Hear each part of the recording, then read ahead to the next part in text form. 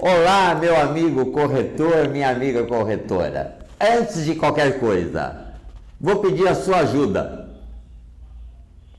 Compartilhe o nosso vídeo, dê o like para o que a gente comenta nos nossos vídeos na hora adequada, mas não esqueça de dar o seu like. E associe-se ao nosso canal de YouTube, Corretor Esclarecido. Nesses últimos 5 vídeos venho falando para você, venho comentando sobre os assuntos mais corriqueiros que mais ocorrem, alguns desajustes, algum desentendimento sobre determinados assuntos, que é um pouco tabu até. Cria-se na linguagem popular alguns mitos, alguns erros, alguns pensamentos que vão desencontro à legislação, né? Nesses últimos 5 vídeos dei dicas sobre alocação também. E agora, neste último vídeo que eu quero falar sobre locação, porque já indo para o 6º vídeo, eu vou me permitir passando a lei para fazer um bypass entre algumas coisas que não são bem atentas, não são bem observadas pelo colega corretor, corretora. Caem muitas vezes no esquecimento ou às vezes até leem na internet. E uma observação, colega corretor e corretora: aquilo que você vê na internet, aquilo que você ouve na internet, procure uma segunda, uma terceira fonte. Às vezes, as pessoas deixam de informar tudo e a mensagem, pela interpretação de quem ouve, acaba sendo uma conclusão errada. Às vezes a informação é errada também. Então, sempre confirme. Não acredite na primeira lida ou aquilo que você ouve. Às vezes a manchete, existe algumas coisas que te levam a uma conclusão errada. Então, muita gente lê a manchete, acha que entendeu, não lê o conteúdo da manchete e sai falando abobrinha. Porque concluiu errado apenas lendo a manchete. E às vezes, e a grande maioria das vezes, a manchete é para chamar atenção, mas para ler o conteúdo, né? Bem, referente à lei do inquilinato, né, uma lei bem antiga, de 1991, e houve uma reforma nela em 2009. Então veja vocês, é uma lei que pegou, como diz aí, né? Então, algumas coisas as pessoas ficam em dúvida, né? Então veja você, a locação também poderá ser desfeita. Ora, uma vez o contrato feito entre locador e locatário, seja residencial, seja não residencial, ele só pode ser desfeito nessas seguintes condições: por mútuo acordo, em decorrência de prática ilegal, jogos de azar e outras coisas desse tipo, em decorrência de falta de pagamento, despejo por falta de pagamento, ou para a realização de reparações urgentes determinada pelo poder público. Só nessas situações o contrato pode ser desfeito. Ah, mas eu vou usar para o meu filho. Não é motivo. A lei não tem. Existe o mito. Mas se eu pedir para o meu filho, se eu pedir para mim, para uso próprio, eu posso. Pode, depois que terminar o contrato que tem entre as partes. Eu tenho batido muito nisso, porque é uma coisa que o pessoal coloca, vou só alugar por 12 meses. Tá bom, você vai alugar por 12 meses. Fez um contrato de 12 meses? Fez. Para alocação residencial, você só tira o locatário se houver boa vontade dele, que se ele quiser continuar no imóvel, nós vamos chamar isso por contrato por denúncia cheia. Já expliquei no vídeo anterior, denúncia cheia e denúncia vazia, tá? Então veja, artigo 6º, o locatário poderá denunciar a locação por prazo indeterminado mediante aviso por escrito ao locador, com antecedência mínima de 30 dias. Sim, ele vai pagar a multa, mas ele tem que avisar com 30 dias de antecedência. Se ele não avisar com 30 dias de antecedência, vai pagar também mais um mês de locação. Então, corretor e corretora,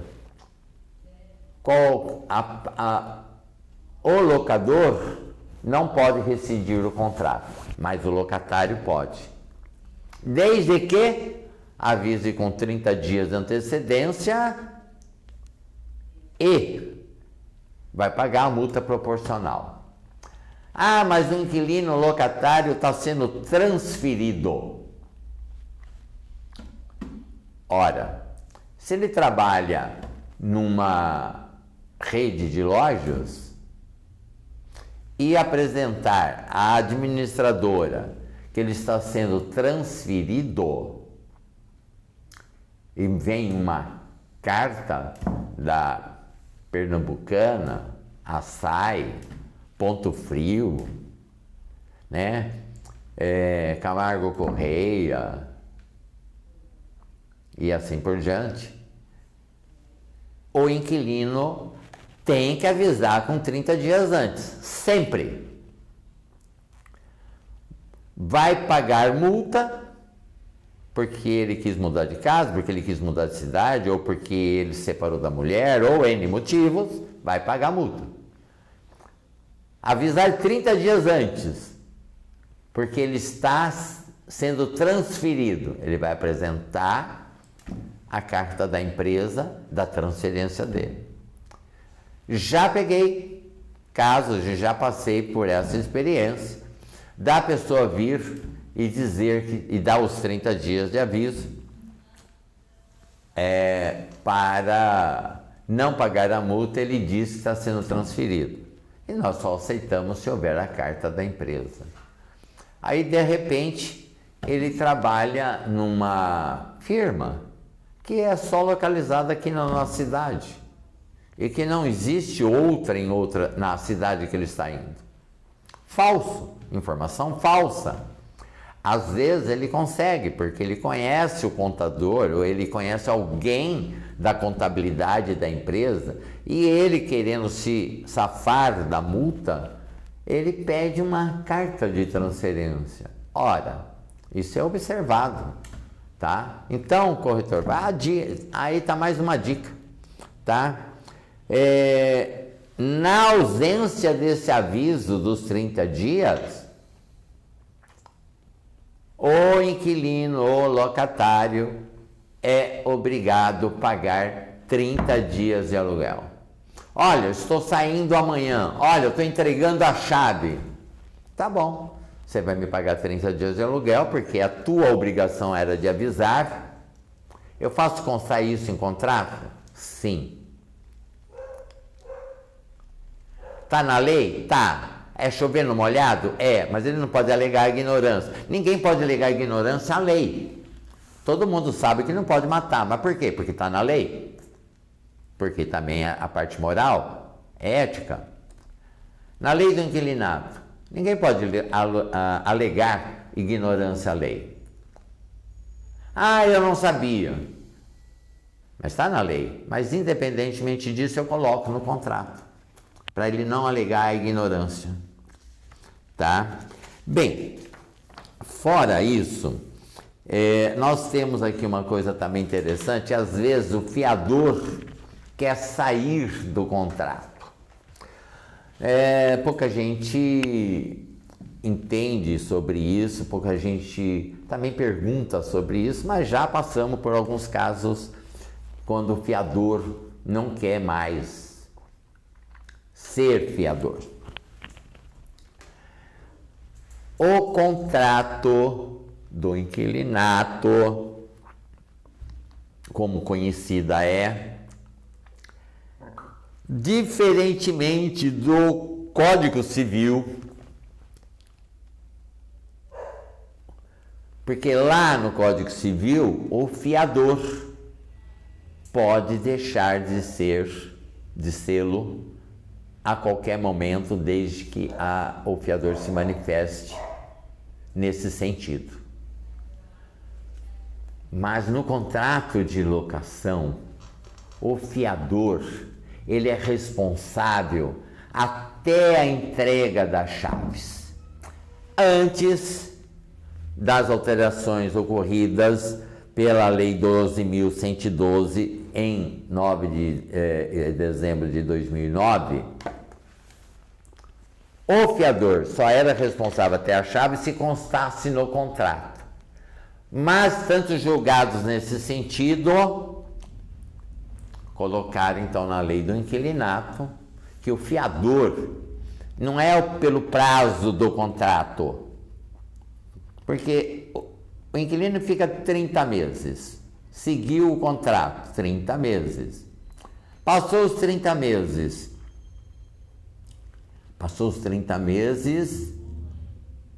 e continuou sem fazer um novo contrato. A gente chama então, existe um contrato por prazo indeterminado. Por que prazo indeterminado? Porque não foi feito um novo contrato para este mesmo inquilino. Ele continuou. Vantagens e desvantagens. Nunca falei isso em nenhum vídeo. Então, viu, Clóvis? A gente vai falando e vai parecendo coisas. Mudando um pouco. Tem o contrato de inquilinato. Tendo o contrato de inquilinato. Contrato não residencial. 30 meses. Venceu o contrato. O proprietário está contente com o inquilino. O inquilino está contente com o imóvel. Paga direitinho. Eu não quero mudar, vou gastar, vou continuar. O proprietário sabe que tem um inquilino bom, não paga, não deixa. Pode ser feito um contrato novo? Pode. É vantagem ao proprietário? É vantagem ao inquilino? Se vai fazer um contrato novo, vai correr na multa proporcional. Vai caracterizar um novo tempo. Para o proprietário, ele vai ter que respeitar esse novo prazo. Se ficar por prazo indeterminado, ele querendo a casa, é só avisar com 30 dias de antecedência. O inquilino querendo deixar a casa, é só avisar com 30 dias de antecedência. Tem multa? Não, não tem multa mais. Ok? Então, as vantagens para o inquilino ou para o proprietário aqui, elas se assemelham. É vantagem ou não? Depende. Depende do imóvel, depende do proprietário, depende do inquilino, depende dos interesses das partes. Eu, em regra geral, prefiro deixar prazo indeterminado. Porque o prazo mínimo já foi cumprido. Eu creio que é mais vantajoso para o proprietário ficar no prazo indeterminado. Porque se ele precisar do imóvel, ele notifica com 30 dias. Se ele precisar vender o imóvel, ele notifica. E assim por diante. Mas eu estava falando do contrato, dentro desse contrato, a saída, o término, E muita gente acha que o fiador pode sair a hora que quiser. Então, corretor e corretora, tenha isso em mente. A lei do inquilinato só permite o fiador sair em 2 ocasiões. Sim, esse fiador que está na lei do inquilinato é diferente do fiador do Código Civil. Aqui ele assina e é responsável até a entrega das chaves, dentro do prazo combinado ou fora do prazo combinado. Então ele tem 2 chances de sair de fiador. Primeiro, quando a pessoa que ele foi fiador falece e a família do inquilino, do locatário, continua no imóvel. Nesta oportunidade da morte do inquilino, do locatário, e o fiador vem e denuncia a administradora que quer sair porque ele foi fiador daquele inquilino e não da esposa ou dos filhos. Então ele avisa, notifica a administradora ou o corretor ou o proprietário de que está deixando de ser fiador, mas mesmo assim ele responde por 90 dias. O proprietário ou o corretor, a corretora ou a administradora notifica quem ficou no imóvel, a esposa ou os filhos, da substituição da garantia, dando a eles 60 dias. Um prazo bem razoável para a substituição da garantia. Outra condição que o fiador pode deixar o contrato: ao final dos 30 meses. E só essas 2. Terminou o contrato de 30 meses. As partes, proprietário, inquilino, locador, locatário, não interessa em fazer um novo contrato e continua pelo prazo indeterminado, como eu disse a vocês. O fiador, ele tem até 90 dias após o término do contrato para sair. Se ele não fizer isso, ele continuará sendo fiador até a entrega das chaves. Assim dispõe a lei seca. Então, a observação é que no contrato de locação, aonde existe a figura fiador, esta é a opção de, vou dizer que acho que hoje 80% dos contratos, em torno de 80% dos contratos, no grande Brasil, porque a lei é federal e serve para todo o Brasil, é com garantia de fiador. Então veja a responsabilidade de quem é fiador. Fiador precisa ter imóvel como condição para ser fiador? Não. Fiança, fio de bigode. Eu acredito neste inquilino. Se ele não pagar, eu pago. Eu dou a fiança por ele, eu sou fiador dele. Eu assumo a responsabilidade caso ele venha não pagar. Independentemente se eu tenho bem móvel ou imóvel. Esta é a figura mais utilizada nas garantias de contrato no Brasil. É a figura do fiador. Mas, erroneamente, muitos contratos constam o fiador João, fiadora Maria, apresentam como garantia o imóvel tal. Errado. Dupla garantia. E na lei do inquilinato é proibido dupla garantia. Então, o correto, o fiador João, a fiadora Maria,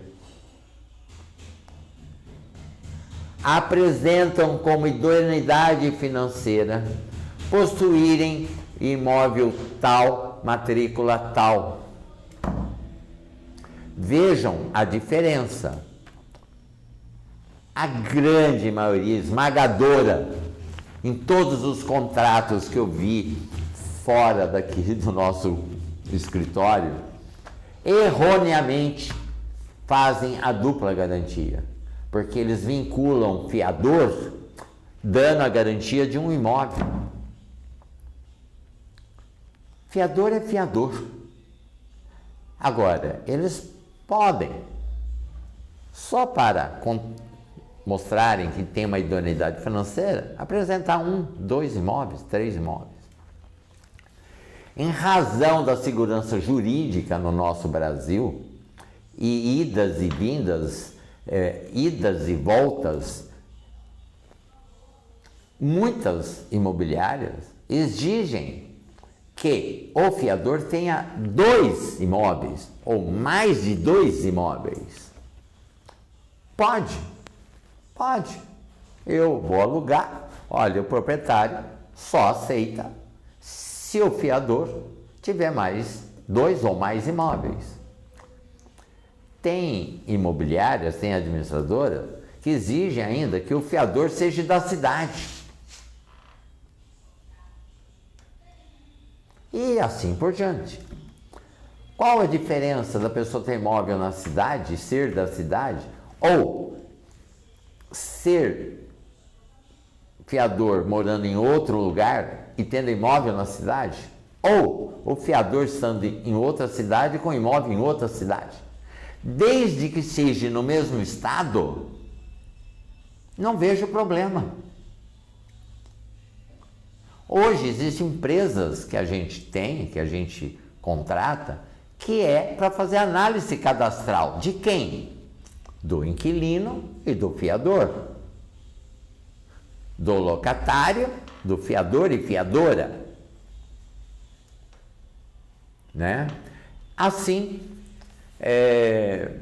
passei aqui uma coisa que tem desdobramentos. Geralmente esses desdobramentos não são aquilo que a gente deseja, mas é comum, apesar de não me fazerem muita pergunta a respeito de fiador, de fiadora, do que é idoneidade financeira, do que é fiança no Código Civil e na lei do inquilinato. Assim, seguindo aqui, sobre sublocações. Aqui é um cuidado especial. Em nossos contratos, as sublocações somente com autorização do locador, do proprietário. Seguindo a nossa legislação, no artigo 22, e é muito interessante aqui, o locador é obrigado a... E no artigo 23, o locatário é obrigado a... Então, direitos e deveres do locador, direitos e deveres do locatário. Aqui nós vamos descobrir uma coisa que é muito comum e pouca gente sabe também. Exige-se, mas nem sabe o porquê exige, por causa da própria garantia em si que é necessária. Exige-se o seguro incêndio. Veja você, é obrigatório num contrato de locação o seguro incêndio. O que a lei fala? Qual é a obrigação? Do locatário ou do locador? Na lei, a obrigação é do locador, mas a lei faculta. Na hora que ela coloca pagar os impostos e taxas e ainda prêmio de seguro complementar contra fogo que incidam ou venham incidir sobre imóvel, salvo disposição expressa em contrário no contrato.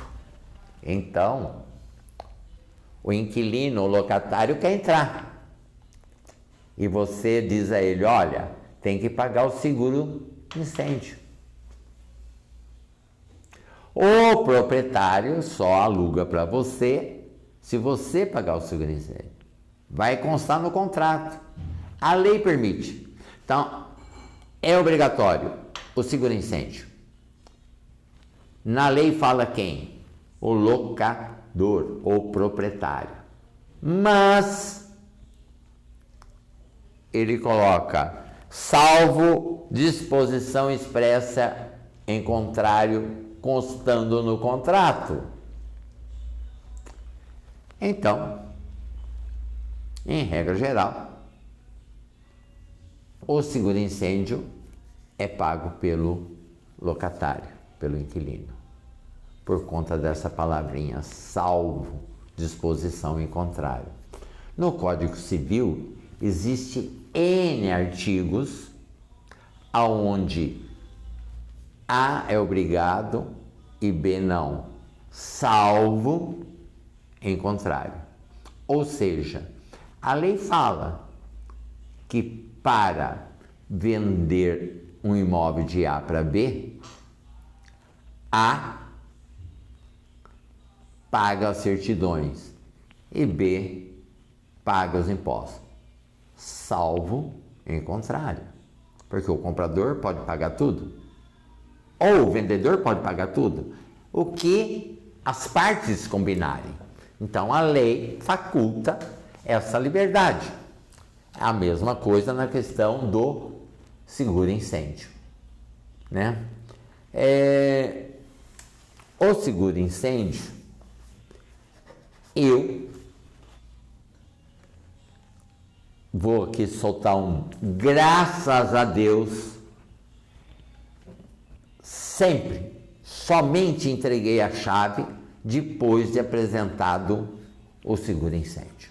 Mas tenho N colegas, corretores e corretoras, imobiliárias, administradoras, que não ligam para esse item. E vou dizer a você, corretor, tive 3 experiências no tocante a este item, que pela minha conduta de exigir, eu tive um seguro que veio suavizar os estragos. Uma vez explodiu um botijão de gás. Para nossa sorte, a pessoa não estava em casa, acabou com a cozinha. E se não houvesse esse seguro? Né? Eu vou contar um caso que saiu até no horário do jornal nacional aqui na nossa região. Na passagem do ano, um imóvel, um apartamento alugado no 2º andar, no dia de passagem do ano, a filha com o pai que era cadeirante: pai, vamos assistir aos fogos na avenida? Esse prédio se distanciava a 200 metros mais ou menos da Avenida da Praia. Foram. O prédio praticamente lotado, turistas, moradores, residentes fixos. E por conta dos smartphones foi por acaso filmado o que ocorreu, porque senão até descobrir seria mais difícil. Por ocasião da meia-noite, fogos. Estava quente, estava calor.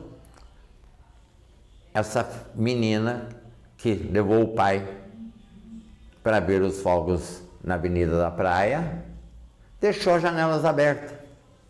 O vizinho, ao soltar fogos, uma fagulha entrou e caiu no 2º andar. em cima da cama. Começou-se um incêndio. Passagem de ano. O prédio inteiro precisou ser desocupado até que houvesse perícia para ver se a estrutura estava ok. Para nossa sorte, tudo ok. Esse sinistro foi resolvido pela seguradora, tá? E aqui o meu parabéns a Porto Seguro. Agiram de uma forma tão rápida que em 20 dias todo o prédio estava pintado e o apartamento inteirinho novo. Uma equipe desceu de Campinas, é o meu testemunho. Não sou garoto propaganda da Porto Seguro, viu, Cláudio? Não sou garoto propaganda, não me pediram para falar isso, mas a experiência que eu tive, porque eu, antes de entregar a chave, exigi o seguro incêndio. Vai aqui a você a minha experiência. Não alugue sem ter a apólice de seguro incêndio. Obrigado pela atenção até aqui. Vou pedir para você dar aquele like, vou pedir para você compartilhar o nosso vídeo e se tornar associado ao nosso canal. Se inscreva no nosso canal e divulgue ele. Meu muito obrigado a você, amigo corretor, amigo corretora.